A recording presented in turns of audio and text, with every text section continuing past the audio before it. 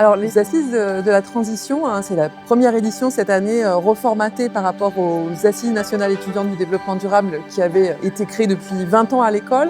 Et là, on les met dans une autre situation réelle, celle dans laquelle des décideurs vont se rencontrer et vont devoir créer une forme de consensus. La dimension systémique qui existe dans ces grands sommets est essentielle. Et puis, tous les acteurs et tous nos alumni qui travaillent sur ces enjeux nous disent qu'en marge de ces sommets, beaucoup de négociations se font, beaucoup de deals se font entre les entreprises. Donc, c'est une manière de les immerger dans une réalité qui est bien sûr celle qui sera la leur dès demain. Mon rôle pour les assises de la transition, c'est porte-parole de l'ONG Planète Garde. Donc mon but, c'est d'aller démarcher des prospects tels que des pays, d'autres ONG et aussi des entreprises. C'est de voir avec qui on pourrait s'allier et d'aller vers ces pays et ces entreprises pour essayer de leur faire changer d'avis. Nous, c'est Alvea Capital. On est le plus gros fonds d'investissement. Notre objectif aujourd'hui, c'était d'axer un peu nos activités financières sur la transition écologique. Ce qui est bien, c'est qu'on a réussi à faire pas mal d'alliances. Et après, on a fait aussi un groupe de pays en développement pour soutenir tous les pays émergents.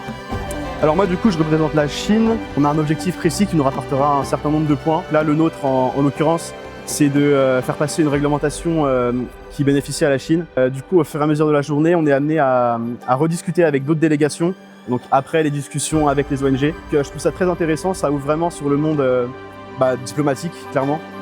En 2022, TBS Éducation est devenue société à mission.